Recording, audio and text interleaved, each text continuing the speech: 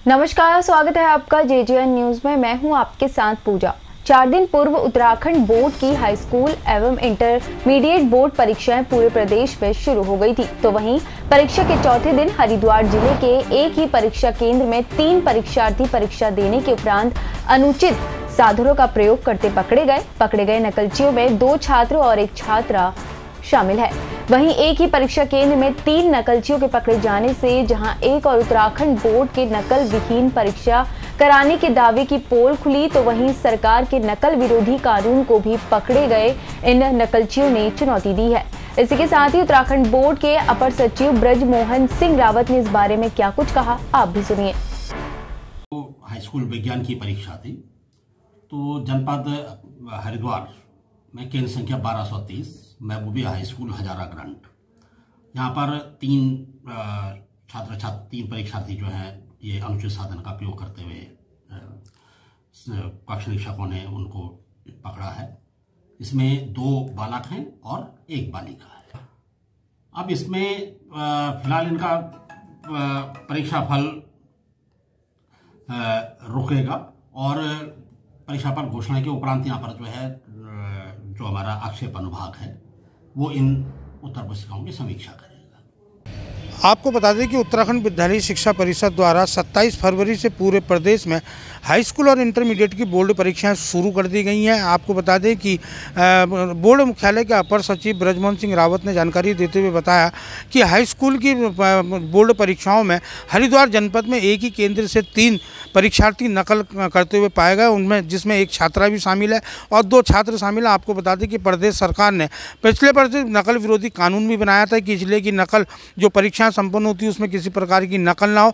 तो वहीं बोर्ड का भी दावा था कि नकल विहीन परीक्षाओं संपन्न कराने को लेकर पूरी तैयारियां की जा रही है, लेकिन हरिद्वार जनपद में एक ही केंद्र पर 3 परीक्षार्थी अनुचित साधनों का प्रयोग करते हुए पकड़े जाना कहीं ना कहीं सरकार के नकल विरोधी कानून पर भी कई सवाल खड़े जहाँ एक और कर रहा है। तो वहीं बोर्ड मुख्यालय के नकल विहीन परीक्षा कराने के दावे की भी पूरी तरह पोल खुल रहा है। हालांकि बोर्ड के अपर सचिव ब्रजमोहन सिंह रावत का कहना है कि जो ये परीक्षार्थी अनुचित साधनों का प्रयोग करते हुए पाए गए हैं, इनका परीक्षा परिणाम रोका जाएगा तथा परीक्षा परिणाम की घोषणा के बाद बोर्ड के आक्षेप विभाग द्वारा इनकी उत्तर पुस्तिकाओं की जो है मूल्यांकन किया जाएगा, जिसके अनुसार नियमानुसार बोर्ड द्वारा कार्रवाई की जाएगी। रामनगर से राजीव अग्रवाल के साथ कैमरामैन बंटी अरोड़ा, JJN। वहीं दूसरी ओर उत्तराखंड में अपनी मांगों को लेकर पूरे प्रदेश की आंगनबाड़ी कार्यकर्तियां सरकार की उपेक्षा के खिलाफ लंबे समय से आंदोलन कर रही है। उन्होंने कहा कि अपनी मांगों को लेकर उनके द्वारा समय समय पर आंदोलन कर सरकार को जगाने का काम किया गया है, लेकिन सरकार पूरी तरह उनकी मांगों को लेकर मूक दर्शक बनी हुई है। उन्होंने जहां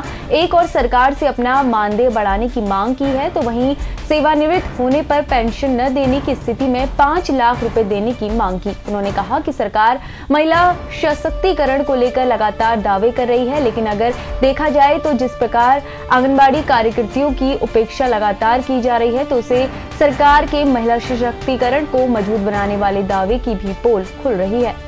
उन्होंने कहा कि यदि उनकी मांगे पूरी नहीं हुई तो वे सरकार आर पार की लड़ाई लड़ने के लिए मजबूर होंगी।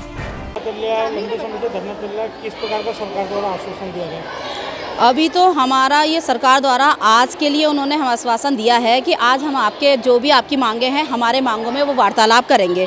हमारे जो राज्य क्षेत्र में जो हमारे पदाधिकारी बैठे हैं, उनको उन्हें आश्वासन देते हुए हमसे ये कहा था कि हम 2 तारीख को आपके जितने भी मतलब हमारी जो योजना जो ये चल रही हैं धरने में जो मांगे हैं, इसके प्रति हम जो भी फैसला लेंगे वो आज हम आपको बता देंगे। अभी तक उन्होंने हमको टाइम नहीं दिया है कि इतने बजे हमने आना था। अभी तक सभी लोग धरने में ही हैं।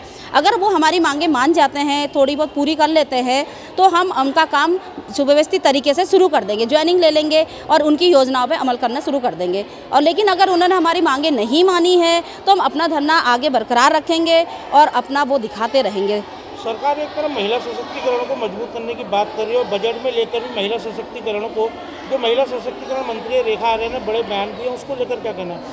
सर, उन्होंने महिला सशक्तिकरण सिर्फ लाभार्थियों को ही लाभ दिया है, लेकिन लाभार्थियों तक जो योजनाएं पहुंचाती हैं आंगनबाड़ी कार्यकर्ती के पक्ष में उन्होंने कोई भी अभी फैसला नहीं लिया। कोई भी बजट हमारे लिए उन्होंने पास नहीं करा, किसी भी क्षेत्र में उन्होंने हमारे लिए कुछ नहीं करा। जो भी करा उन्होंने इस समय जो बजट में जो भी पैसा उन्होंने महिला सशक्तिकरण के लिए पास कर रखा है, या तो वो कोई गर्भवती के लिए कर रखा है या धात्रियों के लिए कर रखा है, जो भी है मतलब लाभार्थियों के लिए कर रखा है।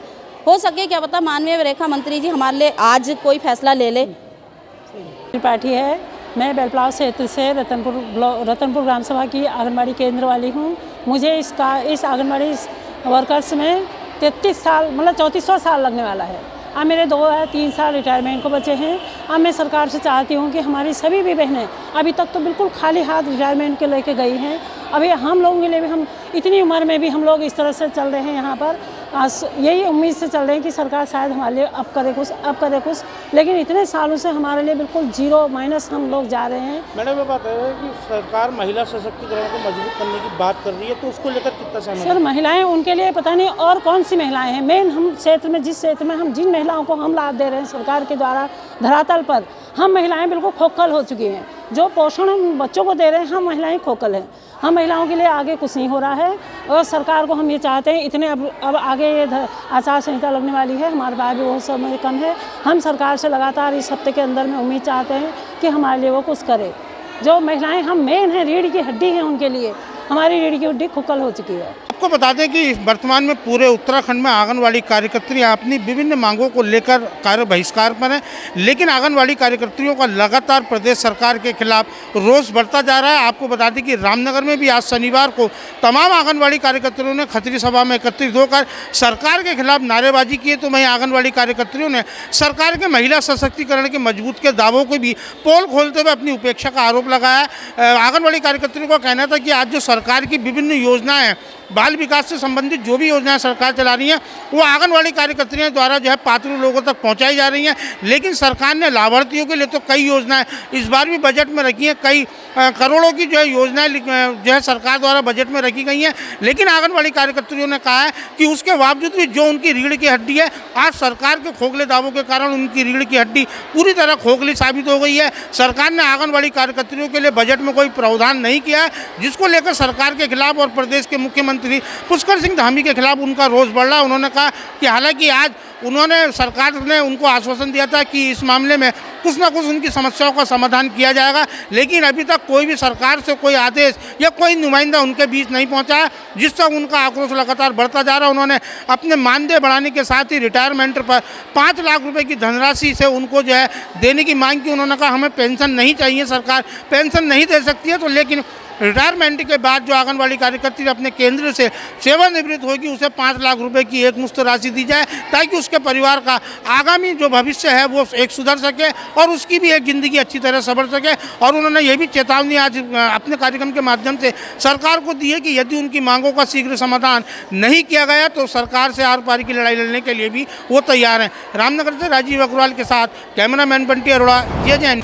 ये थी रामनगर से हमारे संवाददाता राजीव अग्रवाल की रिपोर्ट। बाकी की तमाम खबरों के लिए आप बने रहिए JJN न्यूज़ के साथ। धन्यवाद।